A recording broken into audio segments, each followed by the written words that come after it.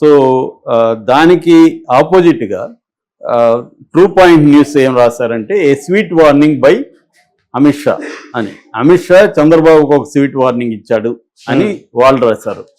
So అసలు ఏంటి అమిత్ షాకు చంద్రబాబు ఒకవేళ వార్నింగ్ ఇస్తే దేనికోసం ఇచ్చాడు అనేది అనుకుంటే మనకు తెలుసు 8వ తేదీన నైట్ తిరుపతిలో తొక్కిసలాట జరిగింది బైరాగపట్టణ పద్మావతి పార్క్లో.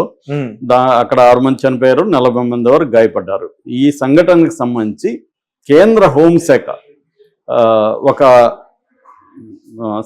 ఆదేశం చేసింది తిరుమల టీటీడీ తిరుపతి తిరుమల బోర్డుని.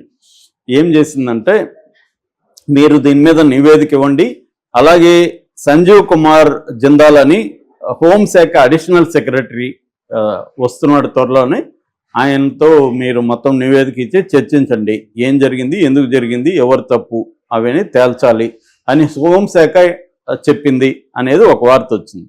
దీన్ని వైసీపీ పెద్ద ఎత్తున ప్రచారం చేసింది. చూసారా, జగన్ ఉన్న 5 ఏళ్లలో ఎప్పుడూ కూడా కేంద్రం తిరుపతి తిరుమల విషయాల్లో జోక్యం చేసుకోలేదు.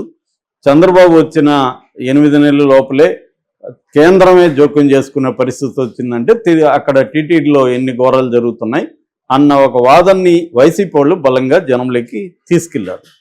సో అందుకని ఇప్పుడు చంద్రబాబు మొన్న అమిత్ షా వచ్చాడు కదా, NDRF అంటారు, నేషనల్ డిజాస్టర్ రిలీఫ్ ఫోర్స్, ఈ రెస్పాన్స్ ఫోర్స్, ఈ NDRF మీటింగ్ సందర్భంగా చంద్రబాబు అమిత్ షాకి వార్నింగ్ ఇచ్చాడని, ఏం తమాషా చేస్తున్నారా, మీకేం సంబంధం, ఇది మా స్టేట్ గవర్నమెంట్ ఇష్యూ, మీరెవరు జోక్యం చేసుకోవడానికి అని అమిత్ షాకు చంద్రబాబు వార్నింగ్ ఇచ్చాడని, దాంతో అమిత్ షా ఇమీడియట్గా హోంశాఖ వాళ్ళతో మాట్లాడి ఆ ఆదేశాలను వెనక్కి తీసుకున్నారు, విచారణ కూడా ఆపేశారు అని ఒక వార్తని తెలుగుదేశం మీడియా వైరల్ చేస్తుంది.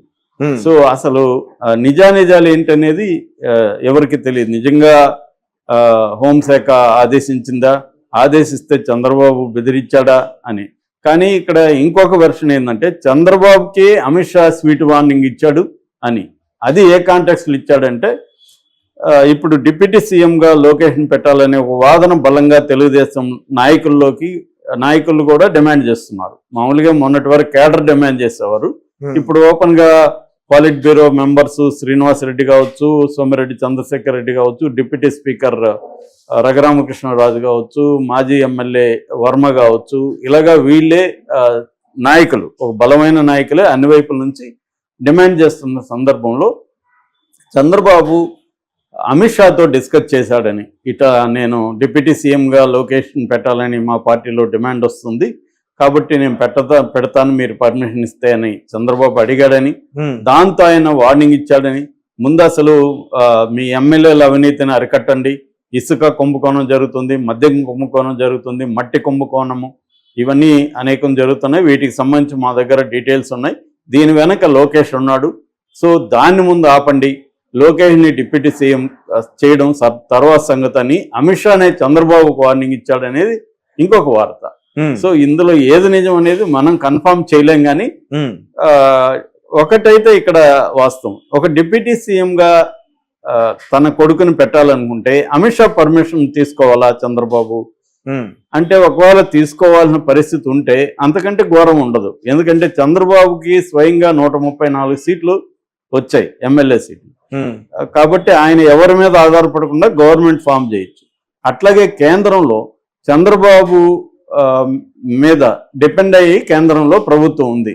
నిజానికి చంద్రబాబు వాళ్ళని బెదిరించాడంటే కొంత మనం అర్థం చేసుకోవచ్చు. చూడండి, మీరు ఈ రాష్ట్ర విషయాల అఫైర్స్ లో జోక్యం చేసుకోవద్దని చంద్రబాబు చెప్పే అవకాశం ఉంది. ఎందుకంటే చంద్రబాబు ఇక్కడ ఎవరి మీద డిపెండ్ అవ్వలేదు, కేంద్రంలో చంద్రబాబు మీదే బీజేపీ ప్రభుత్వం డిపెండ్ అయింది. సో అలాంటి కాంటెక్స్ట్ లో చంద్రబాబు వాళ్ళకి వార్నింగ్ అని కాదు కానీ కనీసం రిక్వెస్టో లేకపోతే చెప్పొచ్చు, తన అభిప్రాయం చెప్పే అవకాశం ఉంది. కానీ అమిత్ షా చంద్రబాబుకు వార్నింగ్ ఇచ్చాడంటే నమ్మశక్యంగా లేదు. రెండోది, అమిత్ షా పర్మిషన్ తీసుకొని పెట్టాలా చంద్రబాబు అంటే, దీని వెనక మళ్ళీ ఒక కోణం ఉంది. ఆ కోణం ఏంటంటే చంద్రబాబుకి 2029లో కూడా ఒంటరిగా పోటీ చేసే ధైర్యం లేదు. ఎందుకు? జగన్కి 40% ఓట్ షేర్ ఉంది. ఇప్పుడు కానీ పవన్ కళ్యాణ్ దూరం చేసుకుంటే మళ్ళీ మనం ఓడిపోయే అవకాశం ఉంది. మరి ఒకసారి కానీ ఇప్పుడు ఓడిపోతే మళ్ళీ మనం పైకి లేస్తాం లేదు. కాబట్టి మనం ఇదే కూటమితో వెళ్దాం అనేది చంద్రబాబుకు ఉంది. అట్లాగే చంద్రబాబు మీద లోకేష్ మీద అనేక కేసులు ఉన్నాయి. దాంట్లో ఈడీ కూడా ఇన్వాల్వ్ అయింది. రేపొద్దున బీజేపీతో గొడవ పడితే ఆ కేసులు పైకి తీసుకొచ్చి చంద్రబాబుని జైల్లో పెట్టే అవకాశాలు కూడా ఉన్నాయి.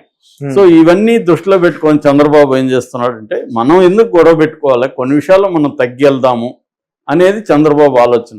At the same time Pawan Kalyan control చేయకపోతే పవన్ కళ్యాణ్ తప్పులన్నీ ఏమో చంద్రబాబు మీద లోకేష్ మీద వేసేసి దీంట్లో మంచి జరిగితే నాది గొప్ప, చెడ్డ జరిగితే మాత్రం చంద్రబాబు లోకేషే కారణం అన్నట్టుగా బిహేవ్ చేస్తున్నాడు.